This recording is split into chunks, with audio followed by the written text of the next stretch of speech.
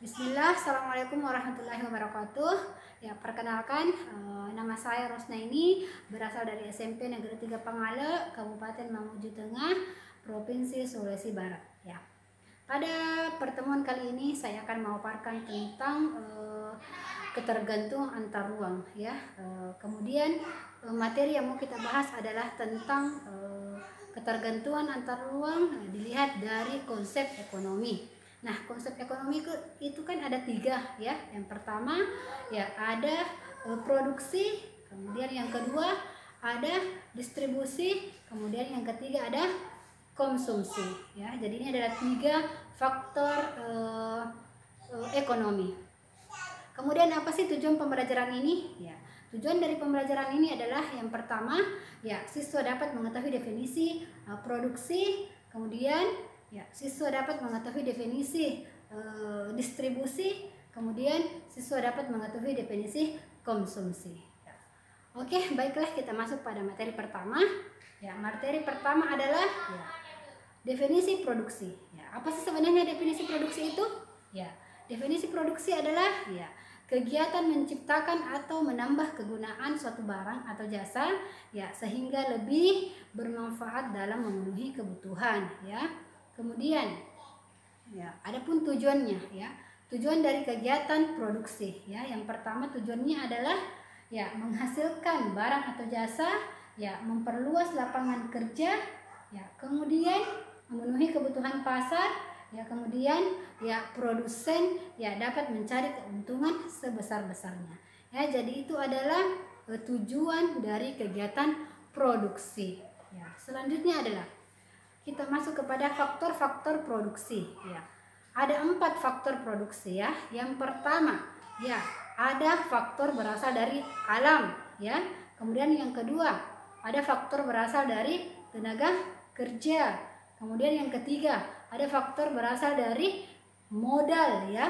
Kemudian yang keempat ada faktor produksi yang berasal dari kewirausahaan ya.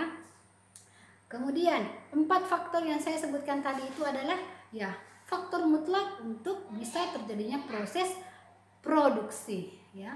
Kemudian kita masuk kepada ya negara-negara yang penghasilannya minyak bumi terbesar di dunia. Yang pertama ya ada negara dengan produksi minyak terbesar di dunia. Yang pertama ternyata ada 5 negara. Yang pertama ada Rusia, ada Arab Saudi, kemudian ada Amerika Serikat, ada Irak, kemudian ada Iran ya. Jadi kelima negara tersebut merupakan ya penghasil terbesar minyak minyak bumi di dunia. Kemudian selanjutnya kita masuk kepada negara-negara dengan faktor produksi beras terbesar ya di dunia. Ternyata yang pertama ada ya negara Tiongkok ya, ada India ya, ada Indonesia, kemudian ada Vietnam dan ada Bangladesh ya. Itu adalah 5 negara dengan faktor 5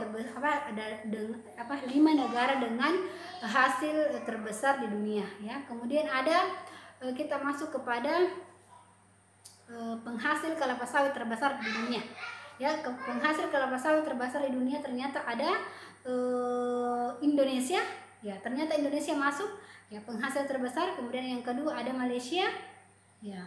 Kemudian yang ketiga ada Thailand ya. Kemudian ada Kolombia ya. Kemudian ada Nigeria ya.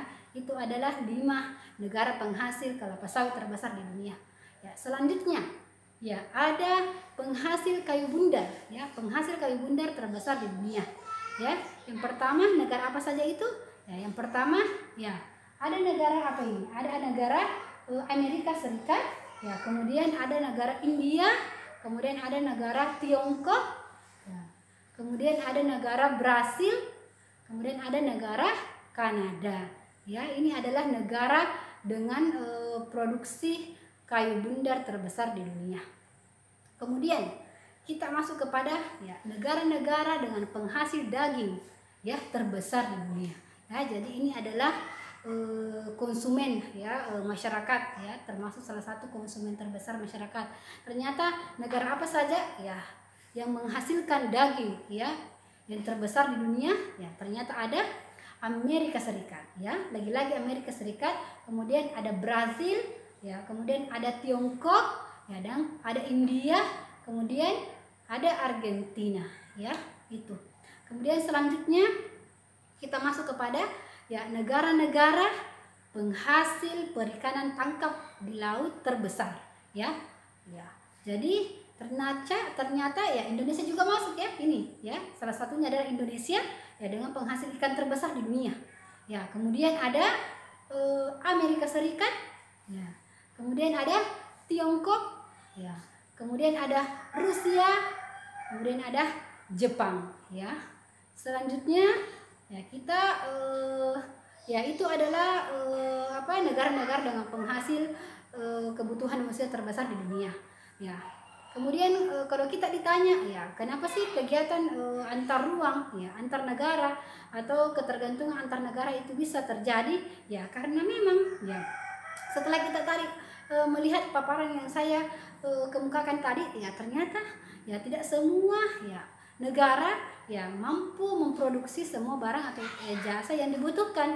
Jadi ya kegiatan produksi ini memang ya membutuhkan ya negara lain atau wilayah lain untuk memenuhi kebutuhannya, seperti itu. Nah, kemudian selanjutnya setelah kita bahas kegiatan produksi, ya kita masuk kepada kegiatan ya distribusi.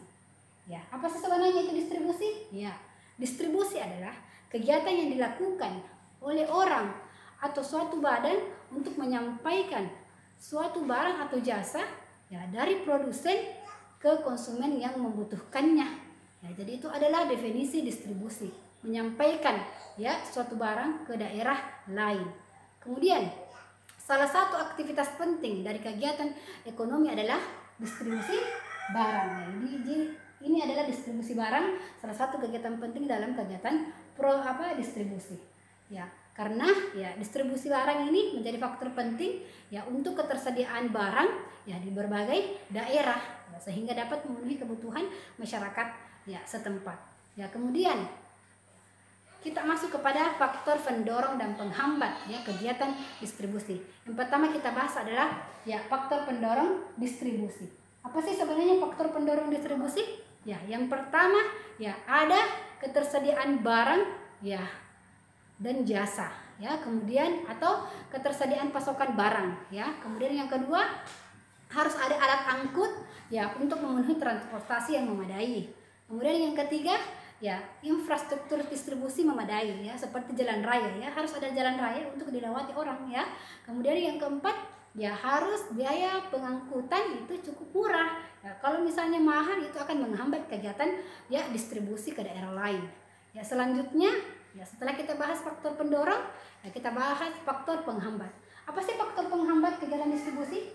Ya, bisa kita lihat ya bahwa faktor penghambat distribusi yang pertama ya terhambatnya pasokan barang, ya kemudian ya faktor cuaca ya yang tidak mendukung, ya kemudian kurangnya armada pengangkut barang, ya kemudian biaya pengangkutan yang cukup mahal, ya kemudian kualitas infrastruktur distribusi barang yang kurang baik ya seperti tadi jalan raya yang kurang mendukung ya. Selanjutnya ya dua alat transportasi penting ya dari distribusi internasional. Ya, kalau tadi itu yang kita bahas faktor pendorong dan penghambat itu adalah distribusi barang antar wilayah ya yang mementingkan atau sangat bergantung kepada jalan raya. Ya, kalau misalnya kita mau bahas tentang distribusi internasional ya ada dua faktor yang sangat berpengaruh di sini. Yang pertama adalah ya kapal laut ya, jadi ini ya harus ada kapal laut ya untuk barang sampai ke negara tetangga. Kemudian yang kedua ada pesawat terbang ya. Jadi distribusi barang antar negara itu ya dua faktor yang sangat mendukung ya. Yang pertama tadi ada kapal laut ya dan ada pesawat terbang ya, karena dua hal ini yang dapat mengangkut barang atau yang dapat digunakan oleh manusia ya untuk menyampaikan barang tersebut ke negara orang lain ya. Selanjutnya ya apa sih tugasnya kegiatan distribusi ini ya? Ya ternyata ya tugas kegiatan distribusi juga ya menyampaikan suatu barang atau jasa kepada konsumen yang membutuhkannya ya. Kemudian kegiatan distribusi ini dibutuhkan untuk ya mendekatkan daerah yang berjauhan. Maksudnya apa? Ya kegiatan distribusi ini mendekatkan daerah yang berjauhan. Maksudnya adalah ya misalnya contohnya saat kita di Indonesia ya dapat menikmati misalnya pakaian-pakaian luar negeri ya, meskipun itu pakaian luar negeri asalnya dari jauh ya, tapi kita dapat menggunakan sesuka kita di daerah kita ya. Jadi itu artinya mendekatkan wilayah dari segi konsumennya. Ya, kemudian ya setelah kita bahas faktor produksi, setelah kita bahas faktor distribusi, ya sekarang kita masuk kepada kegiatan konsumsi. Ya, apa sih sebenarnya kegiatan konsumsi itu? Ya, ternyata kegiatan konsumsi adalah ya kegiatan yang bertujuan mengurangi atau menghabiskan guna suatu barang atau jasa dalam rangka pemenuhan kebutuhan manusia. Ya, setiap manusia pasti membutuhkan yang namanya konsumsi. Ya, setiap manusia setiap harinya pasti melakukan kegiatan konsumsi. Ya, contohnya apa? Ya, konsumsi misalnya memakan apel, ya itu konsumsi apel, memakai pakaian, memakai tas, memakai sepatu, itu semua konsumsi barang dan jasa. Nah, selanjutnya ya, apa sih tujuan dari konsumsi? Ya, untuk memenuhi kebutuhan hidup. Ya, itu tujuan mutlaknya itu ya, memenuhi kebutuhan hidup dan mengurangi nilai guna barang dan jasa. Ya. Kemudian selanjutnya kita masuk kepada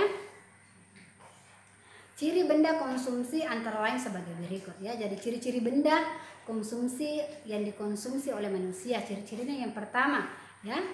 Yang pertama ada benda yang dikonsumsi adalah benda ekonomi. Kemudian yang kedua, benda yang dikonsumsi adalah ditujukan untuk memenuhi kebutuhan hidup manusia. Kemudian yang ketiga, benda yang dikonsumsi ya untuk memiliki nilai atau manfaat yang akan habis secara perlahan atau langsung. Ya, kemudian setelah itu benda konsumsi ya dapat dibedakan menjadi benda konsumsi yang habis dalam sekali pakai dan benda konsumsi yang pemakaiannya dapat berulang-ulang. Ini contohnya apa? Misalnya sepatu, ya itu kan dapat dipakai secara berulang-ulang. Kemudian pakaian, kemudian meja, komputer dan sebagainya. Ya itu dapat digunakan secara berulang-ulang. Kemudian kalau benda yang habis dalam sekali pemakaian misalnya apa? Misalnya odol, misalnya sampo, sabun, ya itu kan ketika kita pakai itu mengurangi ya, artinya sudah habis, tidak bisa dipakai kembali. Ya. Ya, untuk pemaparan saya untuk materi hari ini yang saya sampaikan ya cukup sampai di sini. Selanjutnya materi selanjutnya nanti akan saya paparkan lagi. Ya, semoga materi yang saya sampaikan hari ini ya dapat menambah wawasan kita semua. Ya, kemudian bermanfaat ya. Wabillahi taufiq wal hidayah. Wassalamualaikum warahmatullahi wabarakatuh.